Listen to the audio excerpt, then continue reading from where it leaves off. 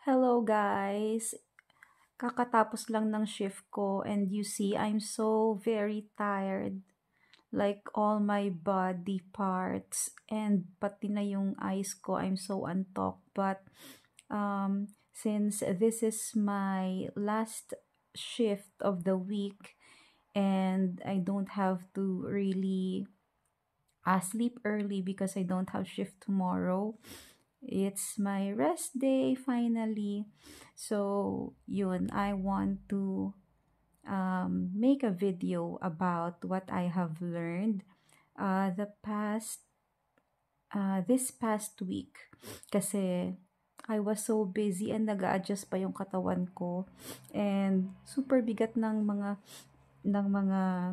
binubuhat namin sa company. So, hindi ko talaga kaya maging everyday yung paggawa ng video. But then, now I think I still have the energy to do it. So yun, i-share ko lang kasi alam niyo yung Book of Ezra, yung Ezra na pangalan. And before, parang siguro mga decades ago, may narinig ako na nabanggit yung name na Esdras.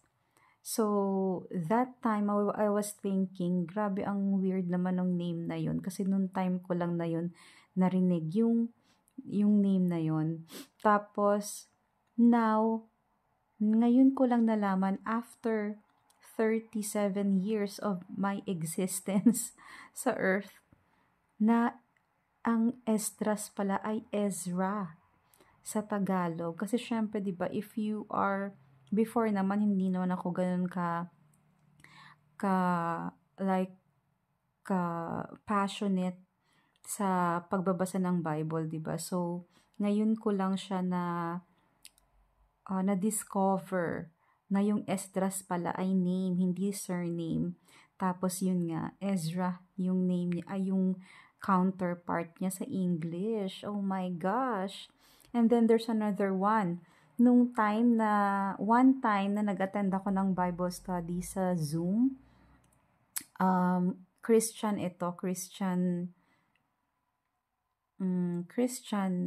denomination.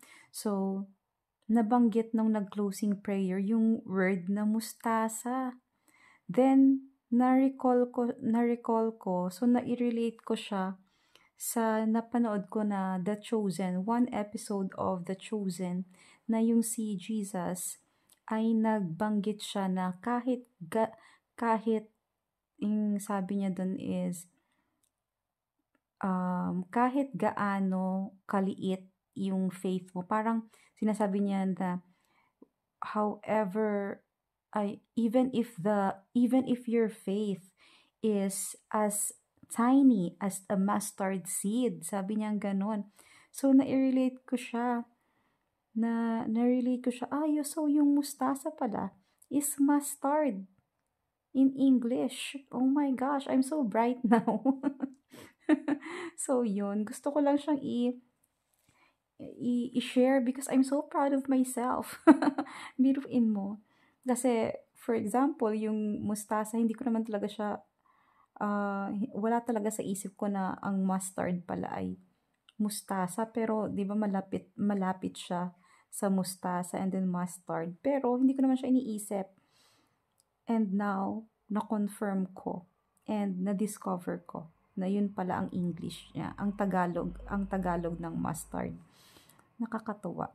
Tapos yung Ezra, 'di ba pag ikaw naman, 'di ba pag kasi sa mga dun sa kinalakihan kong religion, yung mga sermon, mga homily naman, napakabihira yung gamitin yung word na ay yung book na Ezra. Sa mga first readings, second readings, super parang hindi ko pa na ririnig na binasa yan sa first and or second reading yung book ng Ezra.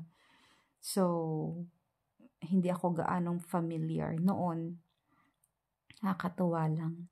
I'm so proud of myself. Okay, yun lang po. I'm gonna sleep na. And na-miss ko yung paggawa ng ganitong video to glorify the Lord. Good night, everyone. I'm so tired. Look at my everything. Bye. Thank you po for watching. God bless you. God bless us po.